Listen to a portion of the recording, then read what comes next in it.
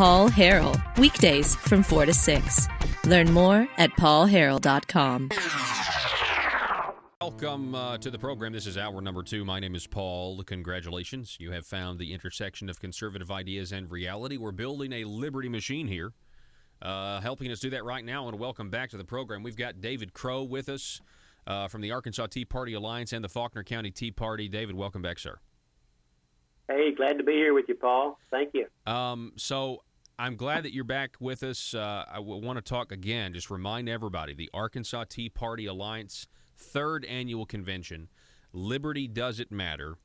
It's going to be in Little Rock, Arkansas, September the 16th from 8 a.m. to 3 p.m. It's going to be a great time. A lot of great conservative speakers are going to be there.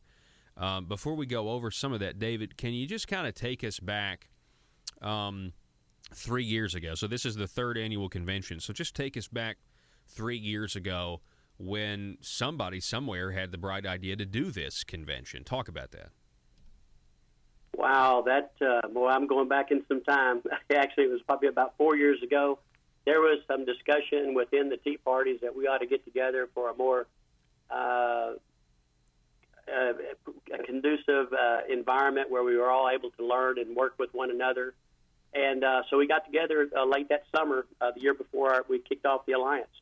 And there was like 45, 50 people that showed up. I was anticipating about 20. And then we started that next spring. We had just a get-together in the spring, and then we launched into a convention later that year, and then once again last year, and now we're then into our 3rd year, and excited about it, and it's a lot of momentum is growing around it right now. So go over, who do we have coming right now? Who's speaking for the day?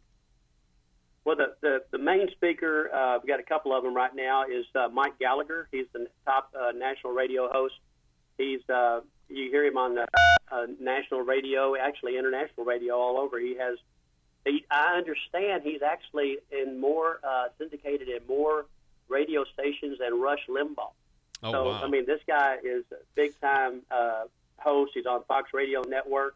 And then also, backed by big demand, is Pastor Iverson Jackson. This guy just knocks it out of the park every year. He's been with us 3 in a row now, and it's exciting to have him coming back. This man is conservative, all about conservative.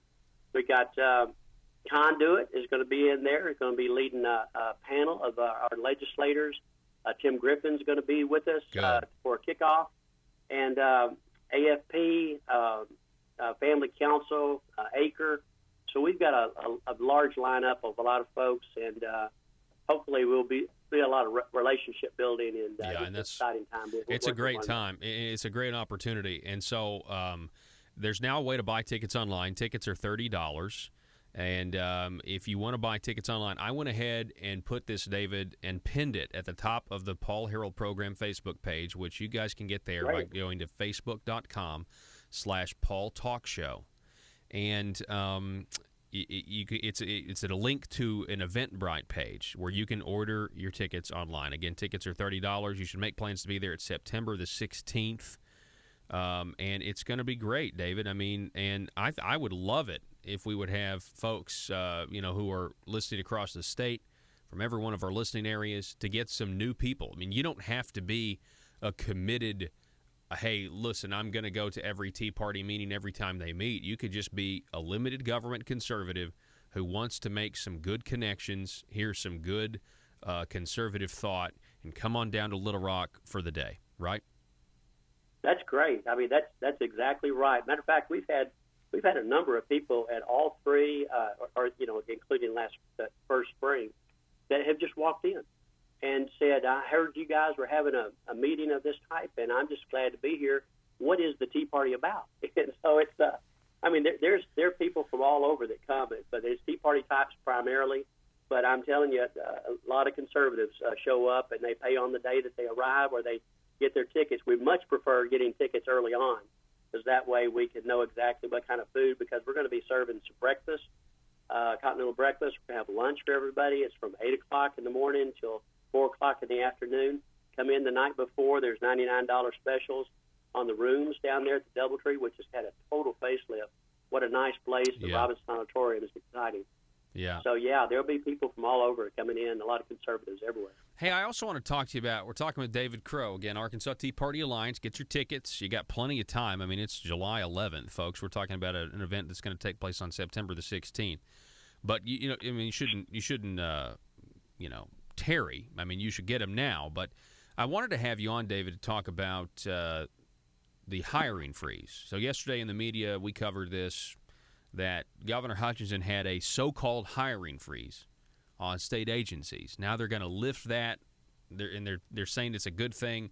You had some Democrats, or one Democrat, Joyce Elliott, in the piece. She kind of said that maybe it wasn't so much of a hiring freeze. That's what I was led to believe based on the reporting.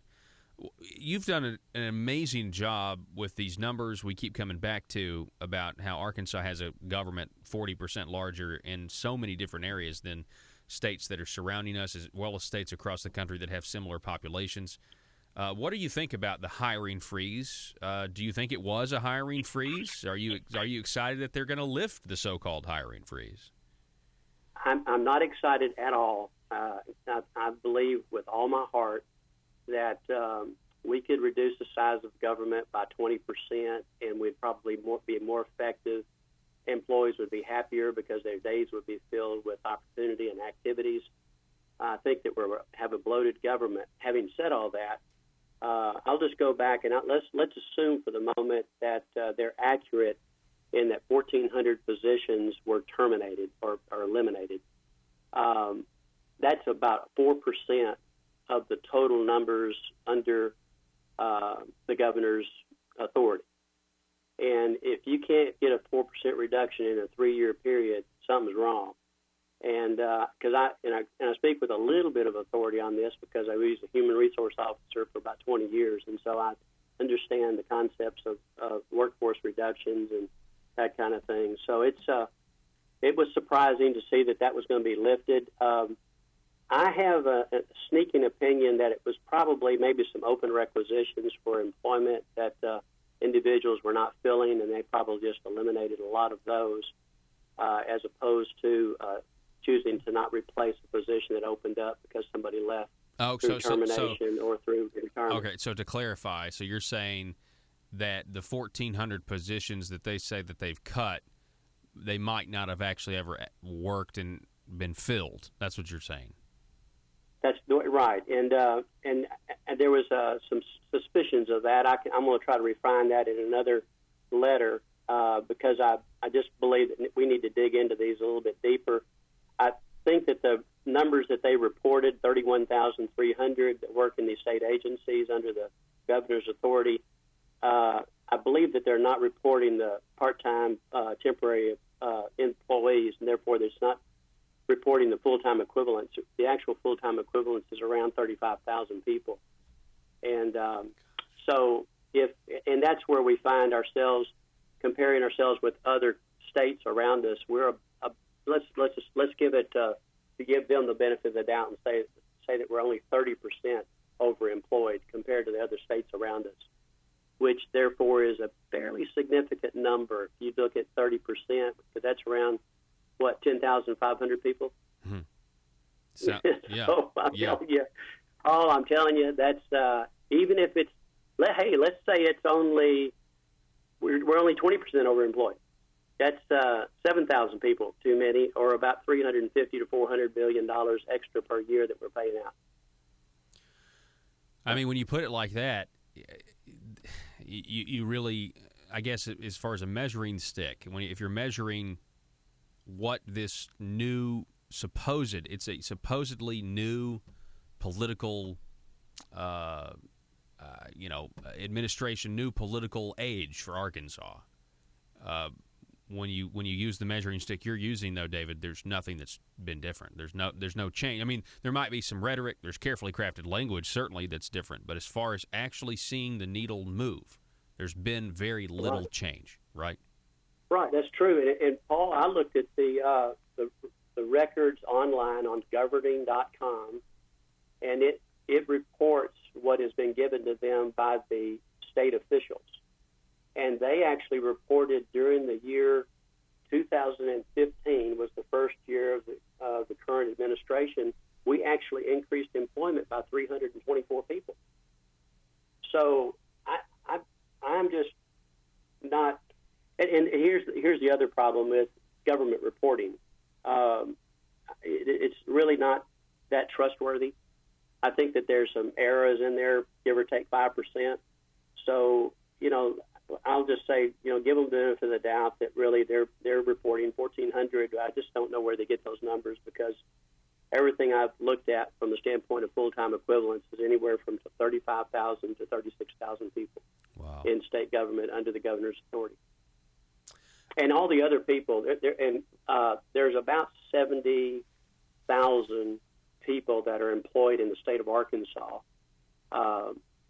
and that is in state government, which includes the teachers. And so we sliced, most states slice that out. Yeah. They have education stand alone, and then they just look at the actual agencies. Right, and I'm comfortable doing that. I mean, at some point, I think we need to look at education. You know what I mean? That feel like, but I'll just settle for bureaucracies for now. Right. And let's go from there. Let's just try to tackle what an executive can really easily.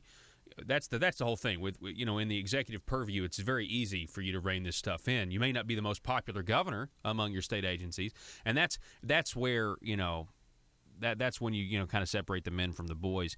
We're talking with David Crow, Arkansas Tea Party Alliance, also Faulkner County Tea Party chairman.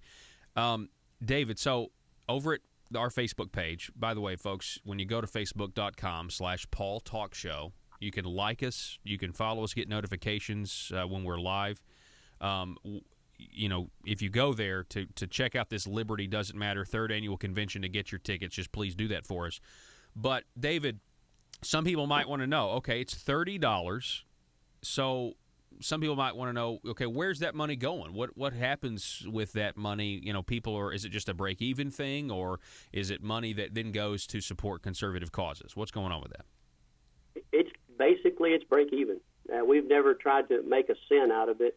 We've had a little bit of money left over from last year. I think it was like $2,000 or $3,000, and we just used it to make our deposits for this year, and had some donations and some other funds that have come in from ticket sales, and we're just we run it on a shoestring, but we also have a good meal in the morning with continental breakfast and one at noon, and we pay to get speakers in here and get them out and give them room and board, if you will. And so we try to break it even and keep the tickets cost very low. And it was $30 last year. It's going to remain $30 this year. Hey, pays for the room that we have down there and all the breakout sessions. So it's just a break even deal for us. Not even any inflation, folks. $30 last year, $30 this year. David Crow, living the conservative dream. David, we appreciate it, and we'll talk to you next week. Okay. Thank you, Paul. Look forward to it. All righty, folks. That number, 870-275-9799.